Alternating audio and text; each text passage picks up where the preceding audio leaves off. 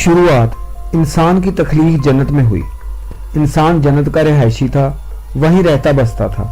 ایک جرم کی پاداش میں سزا کے طور پر انسان کو مختصر مدت حیات کے لیے زمینی سیارے پر منتقل کر دیا گیا۔ زمین پر اس کا قیام مختصر و محدود ہے۔ یہاں وہ کچھ عرصہ قیام کرے گا، پھر اسے واپس اپنی رہائش گاہ یعنی جنت کی طرف منتقل ہونا پڑے گا۔ اسی زمین سے جنت کی طرف واپسی کے عمل کو منتقلی یعنی انتقال کہتے ہیں۔ انسان کا جنت سے زمین تک آمد کا سفر تخلیقی عمل تھا، تو اسی طرح انسان کا زمین سے جنت آخرت تک کا سفر انتقالی سفر ہوگا۔ انسان کا جنت سے زمین تک کا تمام سفر تخلیقی عمل پر مشتمل تھا، اور جیسے انسان جنت سے زمین پر اترا ہے، اسی طرح زمین سے جنت کی طرف منتقل ہوگا۔ واپسی کا سفر انتقال فضائی سفر ہوگا، اور جس طرح ہم نے آمد سفر کے لیے تخلیقی فارمولہ پیش کیا تھا۔ موت کے بعد کیا ہوگا؟ روح کے ساتھ کیا ہوتا ہے؟ انسان کہاں جاتا ہے؟ اب تک تو محققین کے مطابق جب دل دھڑکنا بند کر دیتا ہے یا پھر آدمی کے دماغ کو خون نہیں ملتا ہے تو تمام بیداری اسی وقت ختم ہو جاتی ہے۔ ہر انسان کے دماغ میں کبھی کبھی یہ سوال اٹھتا ہے کہ زندگی اور موت کا راز کیا ہے؟ موت کے بعد کیا ہوتا ہے؟ موت کے بارے میں دنیا میں مختلف قسم کی چیزیں اور عقائد موجود ہیں۔ پوری دنیا میں بہت سے لوگ اس بات پر یقین رکھتے ہیں کہ روح موت کے وقت جسم کو چھوڑ کر چلی جاتی ہے۔ کیا واقعی ایسا ہوتا ہے؟ ایک زندہ شخص میں روح کیا ہے؟ موت کے وقت روح کے ساتھ کیا ہوتا ہے؟ روح وہ قوت ہے جو بدن کو زندہ رکھتی ہے۔ یہ قوت محض ہمارے پھیپھڑوں میں دوڑنے والی سانس یا ہوا نہیں، اس لیے کہ سانس بند ہو جانے کے بعد بھی زندگی کچھ وقت تک جسم کے خلیوں میں باقی رہتی ہے۔ ایک انسائکلوپیڈیا کے مطابق زندگی کئی منٹ تک ہمارے خلیوں میں موجود رہتی ہے۔ اسی بنا پر کسی انسان کو ہوش میں لانے کی کوششیں کامیاب ہو سکتی ہیں۔ اس کے علاوہ جب تک خلیوں میں زندگی موجود ہے، ایک شخص کے جسم سے دوسرے شخص کے جسم میں دل اور گردوں کی پیوند کاری کی جا سکتی ہے، لیکن جب ایک مرتبہ جسم کے خلیوں میں سے زندگی ختم ہو جاتی ہے تو تمام تر کوششیں بیکار ثابت ہوتی ہیں۔ اس کے بعد دنیا کا کوئی بھی انسان جسم کے کسی ایک خلیے کو بھی زندہ نہیں رکھ سکتا۔ اس سے ظاہر ہوتا ہے کہ روح جسم کے خلیوں میں پائی جانے والی زندگی ہے۔ زندگی کی یہ قوت سانس لینے سے برقرار رہتی ہے۔ موت کے بعد جی اٹھنا ہمارے ایمان کا حصہ ہے، لیکن مذہبی لوگ اسے ممکن نہیں سمجھتے۔ جس کی موت کے بعد روح زندہ رہتی ہے یا سب کچھ ختم ہو جاتا ہے، یہ بحث اتنی ہی پرانی ہے جتنی کہ انسانی تاریخ۔ سائنسدان مدتوں سے اس سوال کا جواب تلاش کر رہے تھے، اور بالآخر جرمنی کے ماہرین نفسیات اور تحقیق کاروں نے یہ دعویٰ کیا ہے کہ ان کے تجربات سے یہ بات ثابت ہو گئی ہے کہ موت کے بعد بھی زندگی جاری رہتی ہے، اگرچہ اس کی نوعیت دنیا کی زندگی سے مختلف ہو جاتی ہے۔ یہ تجربات ایک جرمن یونیورسٹی میں کیے گئے اور ان میں 944 افراد نے رضاکارانہ طور پر شرکت کی۔ یہ تجربات کارڈیو نامی مشین کے ایجاد کے پلمونری ریسیٹیشن کے بعد ممکن ہوئے۔ تجربات میں شامل افراد کو ادویات کی مدد سے 20 منٹ کے لیے کلینکی موت کی کیفیت میں پہنچایا گیا۔ یہ کیفیت ایسے ہی ہے جیسے کسی کی حقیقی موت واقع ہو جائے، لیکن اس کی خاص بات یہ ہے کہ مشین اور ادویات کی مدد سے دوبارہ زندگی بحال کی جا سکتی ہے۔ تجربات میں شامل افراد نے ملتے جلتے قریب المرگ تجربات بیان کیے، جن میں اوپر اٹھ جانے، بہت سکون اور راحت محسوس ہونے اور جسم مردہ ہونے کے باوجود سب احوال کا مشاہدہ کر سکنے کی کیفیات شامل ہیں۔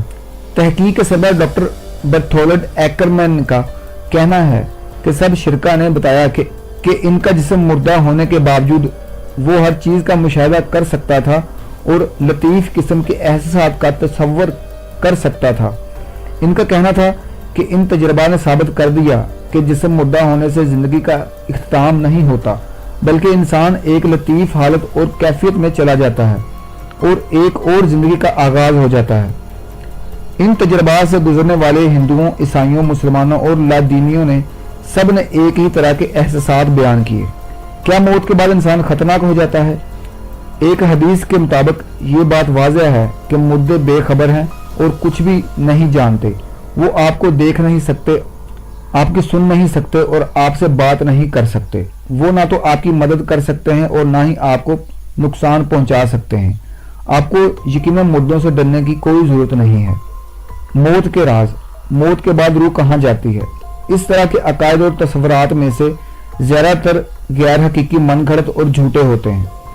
قصے کہانیوں یا پھر افواہوں میں تو موت کے بعد روح کو ملنے والی اذیتیں یا پھر خاص خصوصیات کے بارے میں تو کئی بار سنا جا چکا ہے، لیکن پختہ طور پر ابھی تک کوئی یہ نہیں جان پایا کہ کیا واقعی اس دنیا کے بعد ایسی دنیا بھی ہے جہاں روح محفوظ ہے، اور اگر نہیں تو روح کہاں جاتی ہے جب زندگی ختم ہو جاتی ہے؟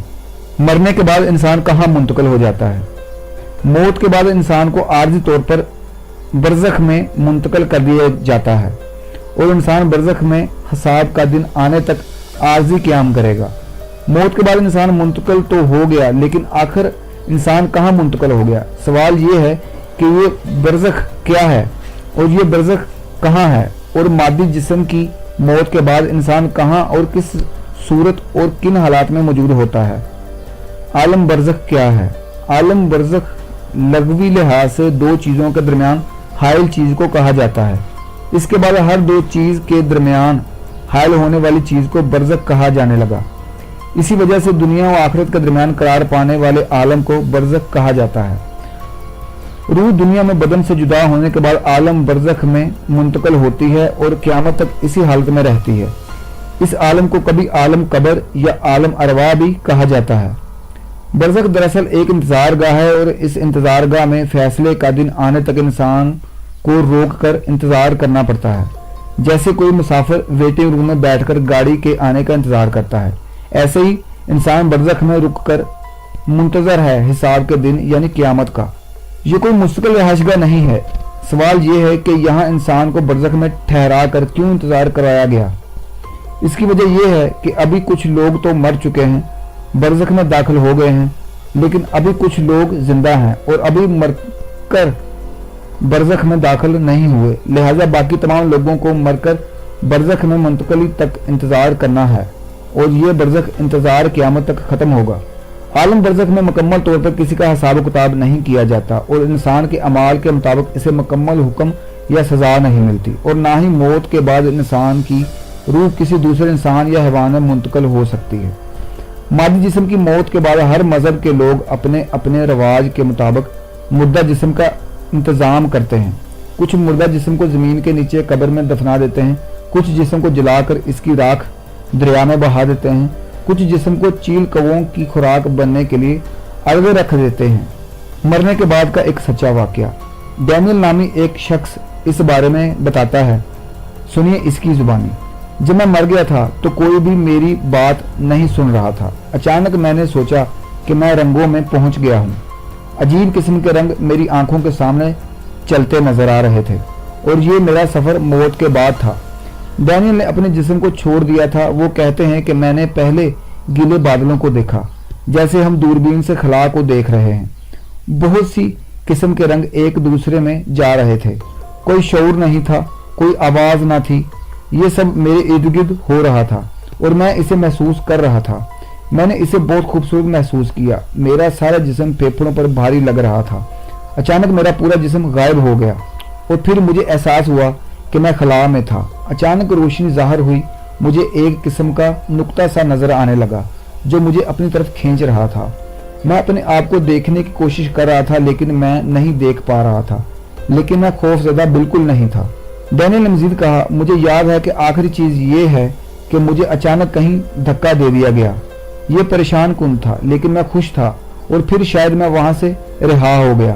میرا پیٹ زمین پر چل رہا تھا کیونکہ میرے والد نے ایمبولینس کو بلایا اور مجھے ہسپتال بھیج دیا، لیکن میرے والد حیران ہوئے۔ ڈاکٹر نے میرے والد سے کہا کہ آپ بچے کو تاخیر سے لے آئے ہو، اس کو مرے ہوئے تو 15 منٹ ہو گئے ہیں، لیکن میرے والد کو یقین نہیں آ رہا تھا۔ انہوں نے ڈاکٹروں کے سامنے درخواست کی۔ میرے والد نے کہا، برائے کرم میرے بچے کو بچا لو، میرے بچے کو واپس لے آؤ۔ پھر ڈاکٹر نے بہت کوشش کی، آخر کار میں جانبر ہو گیا۔ مرنے کے بعد انسان دوبارہ کیسے زندہ ہوں گے؟ ابراہیم علیہ السلام کا وہ قصہ جس میں انہوں نے اللہ تعالیٰ سے درخواست کی کہ وہ انہیں عملہ دکھائے کہ کس طرح اللہ تعالیٰ کی قادر مطلق ذات مردوں کو دوبارہ زندہ کرے گی۔ اللہ تعالیٰ نے انہیں 4 پرندے ذبح کرتے ہوئے ان کے ٹکڑے کرنے اور علیحدہ علیحدہ چٹانوں پر ان ٹکڑوں کو بکھیر دینے کا حکم دیا۔ پھر اللہ تعالیٰ نے ابراہیم علیہ السلام کو حکم دیا کہ ان پرندوں کو آواز دیں۔ جب ابراہیم علیہ السلام نے اس حکم کی تعمیل کی تو تمام 4 پرندے اڑتے ہوئے ان کے پاس پہنچ گئے۔ یہ ٹھوس دلیل ہے مردوں کے دوبارہ زندہ ہونے کی۔